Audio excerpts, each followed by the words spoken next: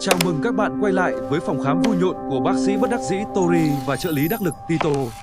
Hôm nay chúng ta sẽ bàn về bộ phận quan trọng nhất, được ví như quả thận lọc máu của chiếc máy lọc nước nhà bạn. Màng lọc RO chính là lá chắn thép cuối cùng bảo vệ sức khỏe cả gia đình bạn khỏi hàng tá chất độc hại. Tuy nhiên, không có gì là vĩnh cửu cả. Sau một thời gian dài chiến đấu oanh liệt, nó cũng sẽ phải kiệt sức thôi. Màng RO giống như một người lính gác cổng cần mẫn, chặn đứng mọi kẻ thù vi khuẩn muốn xâm nhập vào cơ thể bạn. Nhưng nếu người lính ấy bị ốm yếu mệt mỏi thì sao? Chắc chắn kẻ địch sẽ tràn vào tấn công sức khỏe ngay. Vậy làm sao để biết khi nào quả thận RO này đang kêu cứu thảm thiết? Đừng lo lắng quá, hôm nay chúng tôi sẽ chỉ điểm ra 3 dấu hiệu báo động đỏ cực kỳ rõ ràng mà bất kỳ ai cũng có thể tự kiểm tra được. Dấu hiệu đầu tiên, cũng là dấu hiệu dễ nhận thấy nhất, chính là dòng nước chảy ra từ vòi trở nên yếu ớt một cách đáng thương. Nó giống như việc bạn đang kẹt xe vào giờ cao điểm, hít từng chút một vô cùng bực bội.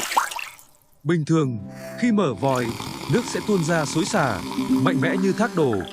Nhưng khi màng RO bị tắc nghẽn bởi các cặn bẩn lâu ngày, dòng nước sẽ trở nên nhỏ giọt, chậm chạp, khiến bạn phải chờ đợi mòn mỏi đến mức ngủ gật. Hãy tưởng tượng màng lọc giống như một tấm lưới đánh cá. Khi rác thải bám đầy vào các mắt lưới, nước sạch sẽ rất khó khăn để chui qua được. Đó chính là lý do tại sao dòng chảy bị cản trở và trở nên yếu ớt như vậy. Tuy nhiên, các bạn cũng cần lưu ý một chút nhé. Đôi khi nước chảy yếu cũng có thể do bình áp bị mất hơi. Nhưng nếu bình áp vẫn ổn định mà nước vẫn chảy như cà phê phin thì đích thị là do màng RO rồi. Nếu bạn phải mất cả thanh xuân chỉ để hứng đầy một ly nước uống, thì xin chia buồn, màng lọc RO của bạn đã đến lúc cần được nghỉ hưu rồi. Đừng cố gắng níu kéo làm gì, hãy thay mới ngay lập tức để tiết kiệm thời gian. Dấu hiệu thứ hai đáng sợ hơn rất nhiều, đó là sự thay đổi kỳ lạ về mùi vị của nước.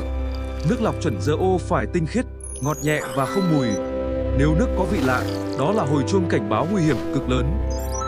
Bạn uống nước mà cảm thấy lợ lợ, tanh tanh hoặc có mùi nấm mốc khó chịu. Đó là lúc màng lọc đã bị thủng hoặc rách, khiến các tạp chất và vi khuẩn len lỏi qua màng chui vào ly nước của bạn một cách dễ dàng. Cảm giác đó giống như bạn đang uống nước hồ bơi chưa được xử lý vậy. Thật kinh khủng đúng không? Lúc này, màng RO không còn là lá chắn bảo vệ nữa mà đã trở thành cánh cửa mở toang mời gọi mầm bệnh vào cơ thể. Nguyên nhân có thể do màng dùng quá lâu bị lão hóa, hoặc do nguồn nước đầu vào quá bẩn làm hỏng cấu trúc màng. Dù là lý do gì, việc uống thứ nước này cũng giống như bạn đang nạp chất độc vào người mỗi ngày vậy. Đừng bao giờ chủ quan với vị giác của mình. Nếu thấy nước có mùi lạ, hãy ngưng sử dụng ngay lập tức. Sức khỏe của bạn quan trọng hơn nhiều so với việc tiết kiệm vài trăm nghìn đồng để thay một chiếc lõi lọc mới đấy. Tóm lại, nước ngon là nước ngọt lành. Còn nước mà có mùi lạ thì xin mời màng lọc RO đi nghỉ mát ngay. Đừng để chiếc lưỡi của bạn phải chịu đựng sự tra tấn khủng khiếp từ những ly nước kém chất lượng này thêm nữa. Dấu hiệu thứ ba là một sát thủ thầm lặng, bao mòn ví tiền của bạn mỗi ngày mà bạn không hề hay biết. Đó chính là tỷ lệ nước thải tăng đột biến, hay nói cách khác là máy lọc thì ít mà xả thì nhiều. Thông thường, màng RO tốt sẽ có tỷ lệ lọc và thải cân bằng. Ví dụ như thu được 4 phần nước tinh khiết thì mất 6 phần nước thải. Nhưng khi màng bị tắc, tỷ lệ này sẽ thay đổi một cách chóng mặt đến mức khó tin. Bạn sẽ thấy máy chạy cả tiếng đồng hồ mới lọc được một ly nước, trong khi nước thải thì chảy ồ ạt không ngừng nghỉ ra cống. Điều này đồng nghĩa với việc màng RO đã bị bít kín, nước không thể chui qua khe lọc được nữa.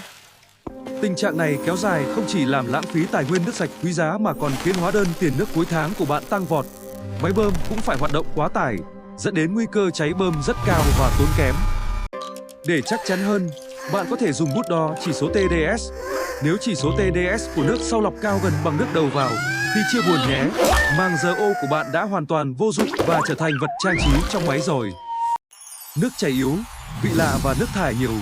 Chỉ cần gặp một trong 3 dấu hiệu này thôi, bạn hãy lập tức thay màng RO mới để bảo vệ sức khỏe gia đình nhé. Việc thay lõi không hề khó khăn hay đắt đỏ như bạn nghĩ đâu. Nó giống như việc bạn thay dầu nhớt cho xe máy định kỳ vậy. Một khoản đầu tư nhỏ nhưng mang lại lợi ích to lớn và lâu dài cho cỗ máy của bạn. Đừng để đến lúc mất bò mới lo làm chuồng. Đừng đợi đến khi cả nhà đau bụng mới nhớ đến màng lọc. Hãy kiểm tra máy lọc nước nhà bạn ngay hôm nay xem có dính phải dấu hiệu nào mà tôi vừa kể không nhé. Nếu thấy video này hữu ích, đừng quên bấm like và đăng ký kênh Ken Tri Thức để ủng hộ bác sĩ Tori và y tá Tito nhé. Hẹn gặp lại các bạn trong những video thú vị tiếp theo. Chúc các bạn luôn có nguồn nước sạch. Ôi khoan đã, tôi quên chưa kể cho các bạn nghe một bí mật động trời. Đó là màng lọc RO thực ra rất sợ những người lười biếng. Nếu bạn lười thay lõi thô số 1, 2, 3 thì màng giờ ô sẽ chết yểu cực nhanh đấy. Các lõi lọc thô đứng trước màng giờ ô có nhiệm vụ chặn bớt đất đá, bùn lầy kích thước lớn. Nếu bọn chúng bị tắc mà không được thay, mọi gánh nặng sẽ dồn hết lên vai người em hút giờ ô tội nghiệp phía sau. Thông thường, màng giờ ô có tuổi thọ từ 24 đến 36 tháng tùy vào nguồn nước. Nhưng đừng bao giờ tin tưởng mù quáng vào con số đó. Hãy tin vào những dấu hiệu thực tế mà chiếc máy đang cố gắng thì thầm với bạn mỗi ngày. Thêm một lưu ý quan trọng nữa là vấn nạn hàng giả. Màng giờ ô giả trôi nổi trên thị trường rất nhiều, nhìn hệt hàng thật nhưng chất lượng thì tệ hại vô cùng. Lọc như không lọc, tiền mất tật mang là có thật. Hãy chọn mua màng lọc tại các đại lý uy tín, có tem chống hàng giả đàng hoàng. Đừng ham rẻ vài chục nghìn mà rước về một cục nhựa phế thải không có tác dụng gì ngoài việc làm cảnh trong máy lọc nước nhé. Khi thay màng, các bạn cũng nhớ vệ sinh sạch sẽ cốc đựng màng nhé. Lớp nhất bẩn bám trong cốc chính là ổ vi khuẩn đấy. Đừng mặc áo mới cho cơ thể mà lại không chịu tắm rửa sạch sẽ trước đó nha. Sau khi lắp màng mới, đừng uống ngay lập tức. Hãy xả bỏ nước trong khoảng 30 phút đến 1 tiếng để rửa trôi các chất bảo quản màng. Nước đầu tiên thường có màu đen hoặc bọt khí, đó là hiện tượng hoàn toàn bình thường. Lắp xong nhớ quan sát xem có rò rỉ nước ở các hút nối không nhé. Nếu thấy nước rỉ ra, hãy siết chặt lại ốc hoặc cuốn thêm băng tan. Đừng để nước chảy lênh láng ra sàn nhà gỗ thì toi đời đấy. Một mẹo nhỏ là hãy lấy bút ghi ngày tháng năm thay lắp lên thân vỏ lõi lọc.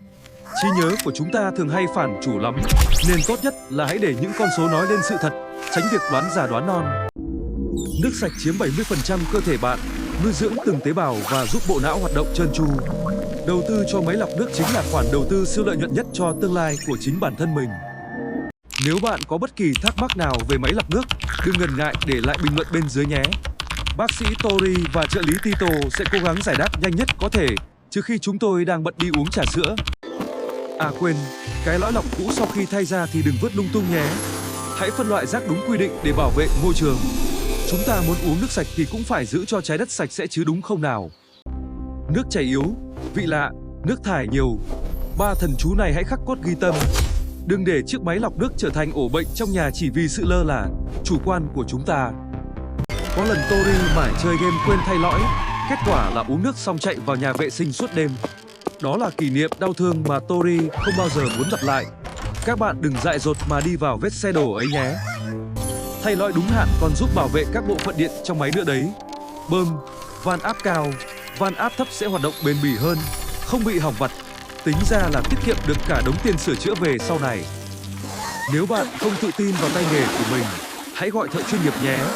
Đừng cố gắng làm em yêu khoa học rồi lắp nhầm đường nước thải vào đường nước uống thì ôi thôi, thảm họa thật sự đấy các bạn ạ. Hiện nay có rất nhiều dịch vụ nhắc lịch thay lõi tự động, bạn có thể đăng ký để đỡ phải nhớ quên. Công nghệ sinh ra để phục vụ con người mà, hãy tận dụng nó để cuộc sống trở nên thảnh thơi hơn. Kén tri thức luôn đồng hành cùng sức khỏe gia đình Việt. Chúng tôi không chỉ chia sẻ kiến thức mà còn mong muốn mang lại niềm vui, tiếng cười cho mọi người qua những video hóm hình như thế này.